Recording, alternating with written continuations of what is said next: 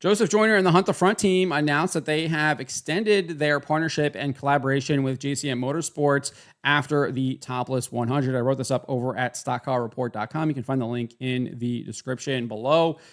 They performed pretty well this past weekend. They had a 7th place finish in their preliminary A-Main feature for the Topless 100 on Friday night, and then had an 18th place finish for the main event on Saturday night. Strategy didn't go their way, so they kind of faded a little bit. I think they came in, pitted for tires, had to put a medium on, and then they were hoping for another caution. Unfortunately, they never got that caution. The race stayed green for like the last 40 laps or so, and they kind of wore out that medium tire that they had put on, hoping that it would just kind of maybe be a stopgap and be able to put a harder tire on to finish out the race and really kind of make a charge through the field, but just didn't get that opportunity, and the strategy just didn't go their way with that long green flag run at the end of the race. But regardless, I still think it was a pretty successful partnership. Thought he did admirable in that JCM Motorsports. Obviously, 7th place on Friday night. It was very good for them. And then 18th place finish with the strategy not going their way. I kind of put them back. But they did announce that they will be continuing with JCM Motorsports. It won't be this upcoming weekend at Port Royal. Instead, it will be at Lernerville Speedway for the 19th Annual Firecracker 100. It's no surprise they won't be at Port Royal this weekend because the Hunt the Front Super Dirt Series is back in action at North Georgia Speedway this upcoming weekend. And they made this announcement over on Facebook saying Joseph will return to the Kubota Genuine Parts number 10 Capital this weekend as the Hunt the Front Super Dirt Series rolls into North Georgia Speedway for a $15,000 to win show on Saturday. Next week, we'll head north for Joseph's first ever appearance at Lernerville Speedway, where he'll be back behind the wheel of the JCM Motorsports number 19M Rocket with the Lucas Oil Series August 29th through 30th. After that, it's on to Eldora Speedway for the World 100, September 4th through the 6th. We'll keep y'all updated on our plans for that one as it gets closer. Plenty of big races ahead. We hope to see you at one or more along the way. Obviously, they're leaving that Eldora World 100 date a little ambiguous, not really sharing exactly who they'll be racing with there, whether it will be in their team car, the number 10 Capital, or if it will be in the 19M Rocket with JCM Motorsports.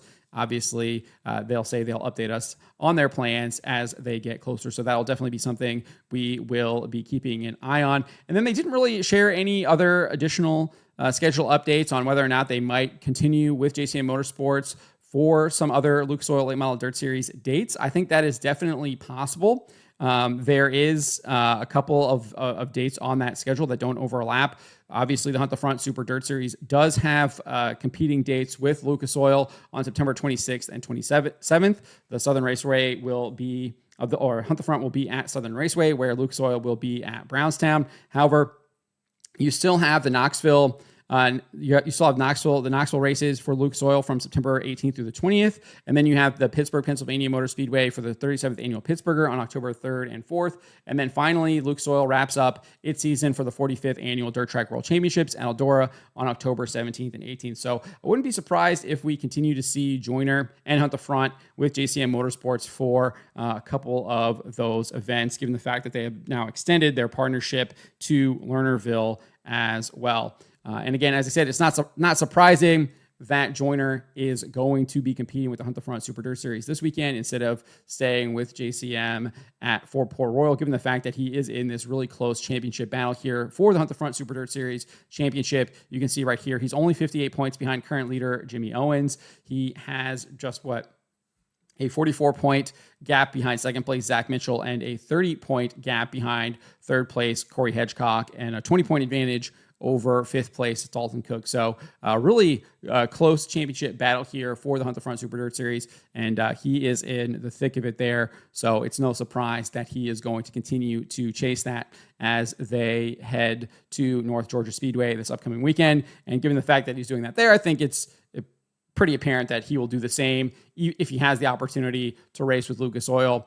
With JCM, he would probably choose the Hunt the Front Series and go to Southern Raceway for those two races on September 26th and 27th over the Lucas Oil races at Brownstown. But definitely something to keep our eyes on here to see what happens. Obviously, there are a couple dates open where we could see him back in that JCM Motorsports 19M Rocket for the rest of the season. I did not see any updates on who might be in the 19M Rocket for this upcoming weekend's races at Port Royal.